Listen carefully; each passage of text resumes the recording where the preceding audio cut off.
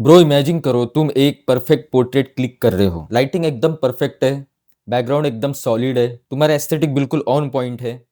पर तभी फ्रेम के एकदम बीचों बीच तुम्हारी नजर पड़ती है उस लाल रंग की पान की पिक पर, जो किसी महान इंसान ने दीवार पर थूकी थी। पूरा एस्थेटिक लिटरली यहाँ बर्बाद हो जाता है, सारा मूड खराब हो जाता है। एक ऐसा देश जिसका कल्चर और जिसकी हिस्ट्री देखकर पूरी दुनिया इंप्रेस हो जाती है, जहां हमेशा अतिथि देवो भव का वाइब चलता है, आखिर वही देश अपनी ही सड़कों को साफ क्यों नहीं रख पाता? ये सवाल हम सबके दिमाग में कभी ना कभी जरूर पॉपअप होता है जब हम अपने ही शहर के किसी नुक्कड़ पर कचरे का पूरा पहाड़ देखते हैं, या फिर जब नागपुर से मुंबई जाते हुए दुरंतो एक्सप्रेस की विंडो से कोई इंसान केले का छिलका सीधे बाहर फेंकता हुआ दिखता है, या फिर वीआर मॉल के सिनेपॉली में मूवी खत्म होने के बाद पॉपकॉर्न खाली डब्बे अपनी सीट पर ही छोड़कर भागने वाली पब्लिक दिखती है। लिटरली बहुत गुस्सा आता है, अंदर से फ्रस्ट्रेशन होती है, और फिर हम लोग सिर्फ दो ही कंक्लूजन पर पहुंचते हैं। या तो इस देश की पब्लिक ही ऐसी है, इन्हें बदलना बिल्कुल इम्पॉसिबल है, या फिर ये पूरा सिस्टम ही एकदम ट्रैश है।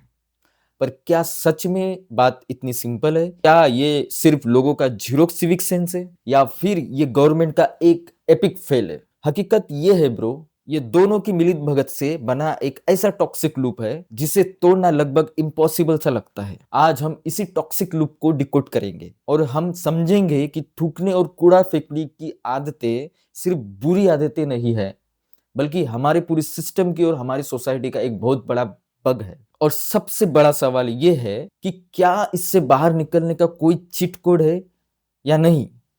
हम लोग गंदगी वर्ड को बहुत कैजुअली ले लेते हैं। क्या कभी रुककर सोचा है कि इसके पीछे का डेटा लिटरली कितना डरावना है? चलो आज एक रियलिटी चेक लेते हैं। गवर्नमेंट रिपोर्ट्स के हिसाब से इंडिया के अर्बन एरियाज हर दिन लगभग 1.5 लाख टन सॉलिड वेस्ट पैदा करते हैं। 1.5 लाख टन! इमेजिन करो, इतने कचरे से रोज कई सारी बुर्ज खलीफा खड़ी हो सकती है।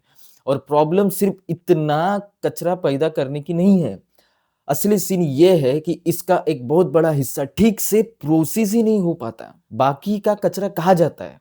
वो हमारे शहरों के बाहर बड़े लैंडफिल के पहाड़ों का रूप ले लेते हैं। गाजीपुर और देवनार जैसे कचरे के पहाड़ इतने ऊंचे हो चुके हैं कि वो लिटरली मॉन्यूमेंट को टक्कर दे रहे हैं। ये पहाड़ सिर्फ जगह नहीं घेर रहे, ये लगातार जहरीली गैस भी छोड़ रहे हैं, ग्राउंड वाटर को बुरी तरह पोल्यूट कर रहे हैं, और आसपास रहने वाले लाखों लोगों के लिए एक जीता जागता हेल्थ हैजार्ड बन चुका है। और ब्रो, ये तो सिर्फ सॉलिड कचरे की स्टोरी है।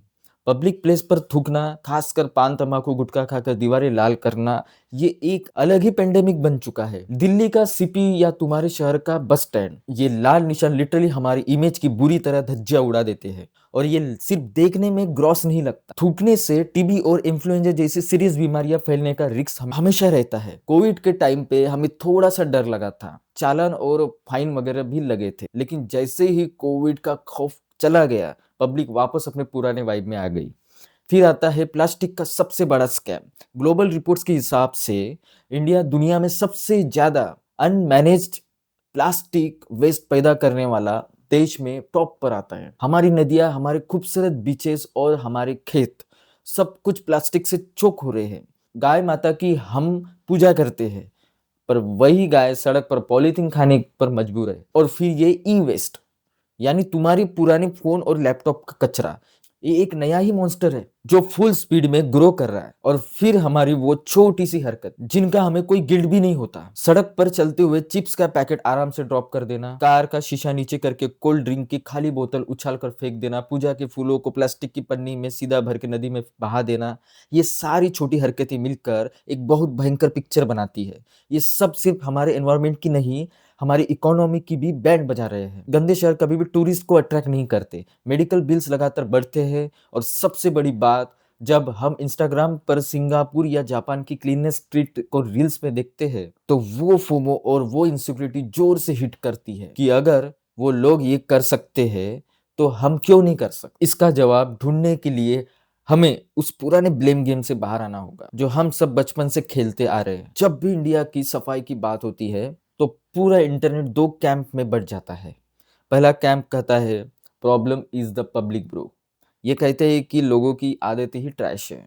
सिविक सेंस नाम की चीज़ ही डाउनलोड नहीं हुई है। इनके दिमाग में सड़क को डस्टबिन समझना इनकी फितरत बन चुकी है। जब तक पब्लिक अपनी ज़िम्मेदारी खुद नहीं समझेंगी, तब तक कुछ नहीं उखड़ने वाला। दूसरा कैंप कहता है problem is the system man. ये कहते हैं कि गवर्नमेंट आखिर करती क्या है? डस्टबिन किधर है?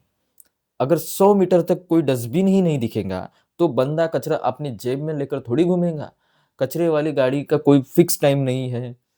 कानून तो बहुत है, पर उन्हें लागू कौन करता है?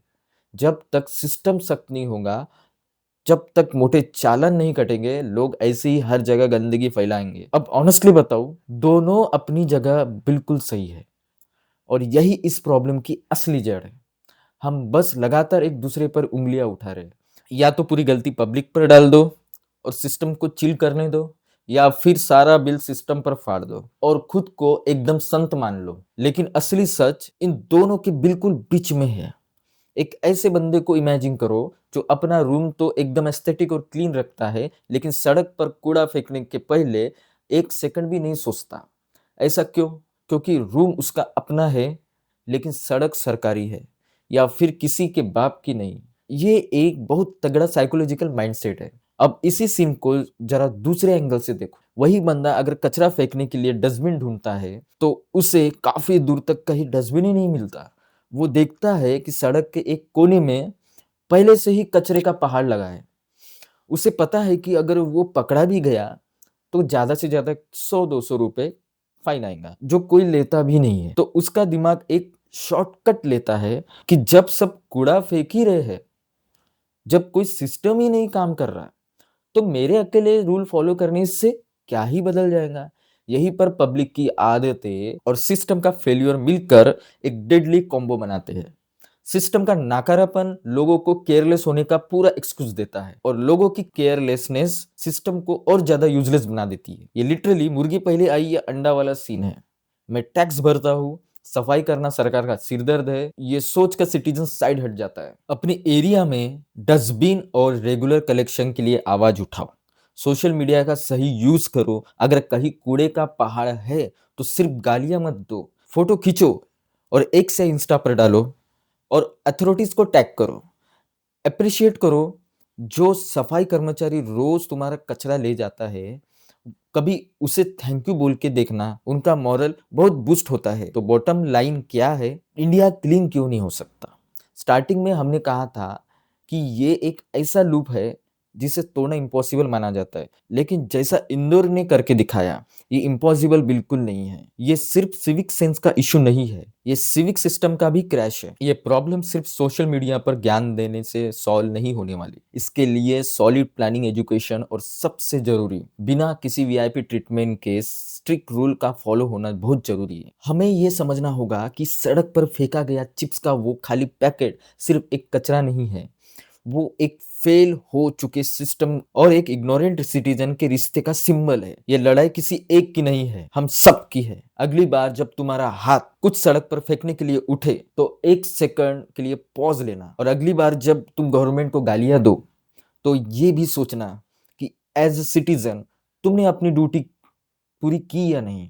क्योंकि इंडिया लिटरली तब साफ होगा जब यहाँ हर बंदा खुद को इस चेंज का मेन कैरेक्टर समझेगा और सिस्टम उसे पूरा सपोर्ट करेगा। छोटी हैबिट से ही बड़ा इम्पैक्ट आता है। अगर तुम भी इस बात से एग्री करते हो और चाहते हो कि ये मैसेज और लोगों तक पहुंचे, तो बिना सोचे इस वीडियो को शेयर बटन दबाकर अपने दोस्तों के साथ ड्रॉप करो। और ऐसी ही आई ओपनिंग वीडियोस के लिए चैनल को सब्सक्राइब करना मत भूलना। मिलते हैं नेक्स्ट वीडियो में, तब तक के लिए स्टे क्लीन, स्टे अवेयर।